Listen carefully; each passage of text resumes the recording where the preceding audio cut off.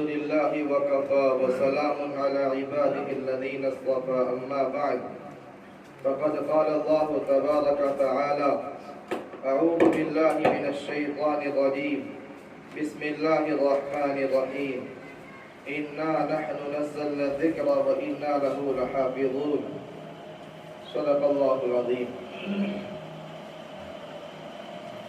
محترم بھائیوں اور عزیز ساتھیوں، قرآن کریم کی نسبت پر یا دوسری محفلوں میں ہمارا بیان سننا، نصیحتوں کا سننا، بھلی باتوں کا سننا اس لیے ہے کہ نصیحت کرنے سے، بھلی بات کے سننے سے زندگی کے اندر تبدیلی پیدا ہوتی ہے. خود اللہ پاک فرماتا ہے ان الذکر تنفع المؤمنین، بھلی باتیں مسلمانوں کو فائدہ دیتی ہیں، بھلی باتیں مسلمانوں کو فائدہ دیتی ہیں. لہذا ہماری ذمہ داری بنتی ہے کہ ہم بھلی باتوں کو سنتے رہیں، سناتے رہیں، گھروں میں بھلی باتوں کا تذکرہ کرتے رہیں، کراتے رہیں. اس کے ذریعے سے انسان بھلا بنتا ہے. جیسا ماحول ویسا انسان تیار ہوتا ہے. ایک آدمی کوئلے کی کان میں کام کرتا ہے تو پھر اگر کچھ بھی اس کے جسم پر نہ لگے لیکن بدبو تو اس کو آ ہی جاتی ہے. ایک آدمی خوشبو کی دکان پر رہتا ہے، اگر عطر نہ بھی لگائے تو خوشبو سے اس کا ذہن و دماغ مہکتا ہے. تو بھلائی بھلائی ہوتی ہے. اصحاب کہف کا قصہ ہم نے سنا ہوگا. اصحاب کہف یہ وہ مبارک ہستیاں ہیں کہ جو ایک بادشاہ، ظالم بادشاہ کے ظلم سے بچنے کے لیے چھپتے چھپاتے جنگل میں چلے گئے. چھپتے چھپاتے جنگل میں پہنچ گئے، ایک پہاڑی کے اندر ٹھہرے اور وہیں پر اللہ تعالیٰ نے ان کو سلا دیا. 309 سال تک سوتے رہے.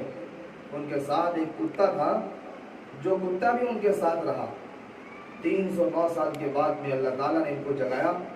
جب اس ظالم بادشاہ کا انتقال ہو چکا تھا، جب وہ ظالم بادشاہ مر چکا تھا، تو یہ بھلے لوگ جو اپنے دین کو، اپنے ایمان کو، اپنے یقین کو، اپنے اسلام کو بچا کر پہاڑی کی گھاٹی کے اندر چھپ گئے تھے، یہ 309 سال کے بعد نکلے. ان کے ساتھ وہ کتا بھی نکلا جو کتا ان کے ساتھ چلا تھا. تو کہتے ہیں کہ جنت میں جب اصحاب کہف جائیں گے تو ان کے ساتھ ساتھ ان کا ایک کتا بھی جائے گا. بھلوں کی صحبت انسان کو بھلا بنا دیتی ہے. بھلوں کی صحبت انسان کا بیڑا پار لگا دیتی ہے.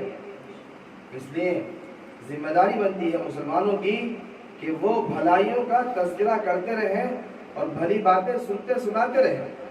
اسی لیے کہتے ہیں کہ گھروں کے اندر اگر اچھائیوں کا تذکرہ نہیں کرو گے، بھلائیوں کا تذکرہ نہیں کرو گے تو یقینی بات ہے کہ برائیوں کا تذکرہ ہوگا. کیوں؟ اس لیے کہ برائی کے آنے میں وقت نہیں لگتا، برائی خود بخود آ جاتی ہے. ایک کھیت ہے، اس کھیت پر اگر محنت نہ کرو گے تو محنت نہ کرنے سے ایسا نہیں کہ وہ کھیت بالکل چٹیل رہے گا، نہیں، اس پہ کچھ نہ کچھ اگے گا. ایسی گھاس اگے گی جو انسان کو فائدہ نہیں دے گی. سانپ اس کے اندر رہنے رہیں گے، بچھو اس کے اندر رہنے رہیں گے، کیڑے مکوڑے اور چوہے اس کے اندر رہنے رہیں گے. وہی زمین جو انسان کو فائدہ دیتی، وہی زمین انسانوں کو نقصان دینے والی بن جائے گی. لیکن اگر اس زمین کو بنانا چاہتے ہیں، اس زمین کو سنوارنا چاہتے ہیں تو وہی زمین غلہ اگائے گی، بہت سے معصوموں کے پیٹ کو بھرے گی، بہت سے بہن بیٹیوں کے پیٹ کو بھرے گی، بہت سو کا گزر بسر ہوگا. اس لیے عزیزوں، گھروں کے اندر بھلائی کے تذکرہ کا ہونا یہ بڑی سعادت کی بات ہے، اور یہ سعادت مندوں کے حصے کے اندر آتی ہے. ایک آدمی تو وہ ہے کہ جو اپنے گھر کو برائی کا اڈا بنائے، اور ایک آدمی وہ ہے کہ جو اپنے گھر کو خیر کا اڈا بنائے. اللہ کے حبیب صلی اللہ علیہ وسلم نے فرمایا کہ کچھ لوگ ایسے ہیں کہ زمین پر کہ جن کو اللہ تعالیٰ نے بھلائی کی چابی بنا دیا، جن کو اللہ تعالیٰ نے بھلائی کی چابی بنا دیا. بات کرتے ہیں تو بھلی کرتے ہیں، کام کرتے ہیں تو بھلا کرتے ہیں. لوگ ان کی زندگی کے اندر کی بھلائیاں دیکھ کر خود بھی اپنے آپ کو بھلا بنانے کی کوشش کرتے ہیں. اور کچھ لوگ ایسے ہیں زمین پر کہ جو برائی کی چابی ہے کہ جہاں جائیں بکواس کرتے ہیں، جہاں جائیں فتنہ پیدا کرتے ہیں، جہاں جائیں لڑائی جھگڑے کی باتیں کرتے ہیں. جس گھر کے اندر قدم رکھتے ہیں نفرتیں جنم لے لیتی ہیں.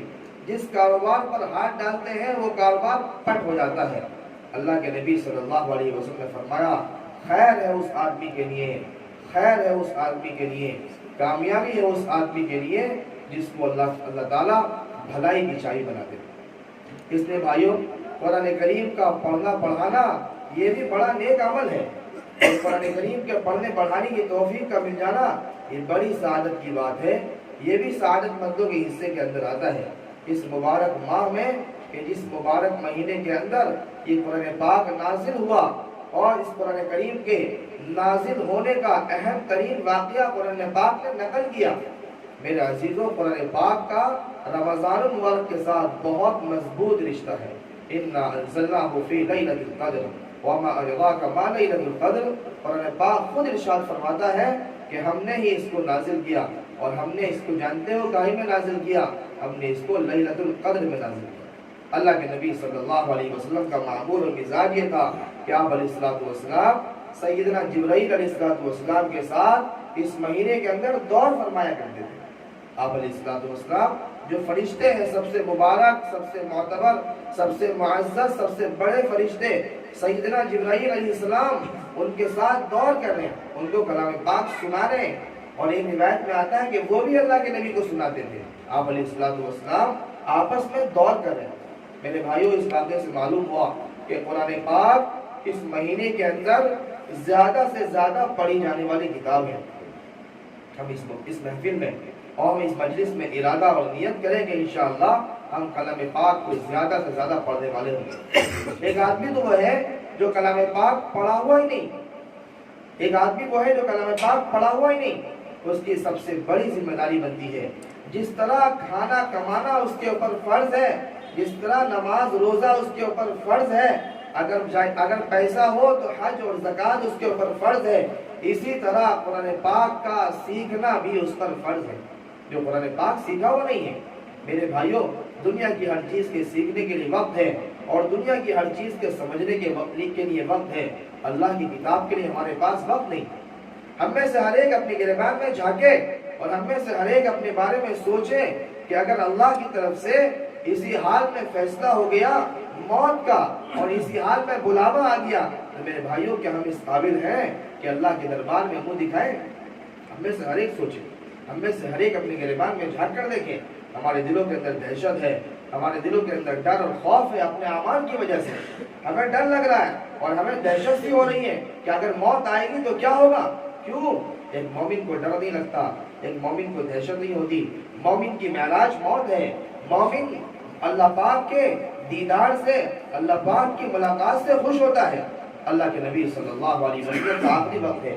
آپ علیہ الصلوۃ والسلام کے بارے میں صدیقہ عائشہ رضی اللہ عنہا بیان فرماتی ہیں کہ آپ علیہ الصلوۃ والسلام کو تکلیف ہو رہی ہے، اور آپ علیہ الصلوۃ والسلام کو جو زہر دیا گیا تھا کبھی کسی زمانے کے اندر، اس زہر کے اثر کی وجہ سے آپ پریشان ہو رہے ہیں، آپ کو دکھ ہو رہا ہے، آپ کو پریشانی ہو رہی ہے، لیکن اس پریشانی کے عالم میں بھی اللہ کی طرف سے فرشتہ حضرت جبرائیل علیہ السلام آتے ہیں، اور آنے کے بعد وہ کہتے ہیں یا رسول اللہ آپ جو ہے کس بات کو پسند فرماتے ہیں؟ اللہ کے نبی نے فرمایا تھا اللہم رفیق الاعلیٰ، اللہم رفیق الاعلیٰ، اے اللہ میں تیری ملاقات کو پسند کرتا ہوں۔ اللہ کے نبی صلی اللہ علیہ وسلم آخری وقت ہے، آپ علیہ الصلوۃ والسلام اللہ رب العزت والجلال کے دیدار کے منتظر ہیں، اللہ رب العزت والجلال کے دیدار کے منتظر ہیں، اور فرمانے اے اللہ تجھ سے ملاقات کا شوق مند ہوں۔ میرے بھائیوں، ایک مومن کی معراج ہے، ایک مومن کی کامیابی ہے کہ رب ذوالجلال سے ملنے کا شوق مند ہوتا ہے۔ میرے بھائیوں، اس لیے عمل کرنا ہماری ذمہ داری ہے، انہی اعمال میں سے قرآن پاک کا پڑھنا اور پڑھانا ہے۔ اور صحابہ کا مزاج یہ تھا، قرآن کریم کو پڑھنے اور پڑھانے کے لیے، دین کو سیکھنے اور سکھانے کے لیے وہ دنیا کی ہر کوشش اور دنیا کا ہر جتن اور دنیا کی ہر محنت کرنے کے لیے تیار رہتے تھے۔ ان کی سب سے پہلی ذمہ داری یہ رہتی تھی کہ اللہ کا دین ہم کیسے سیکھ لیں۔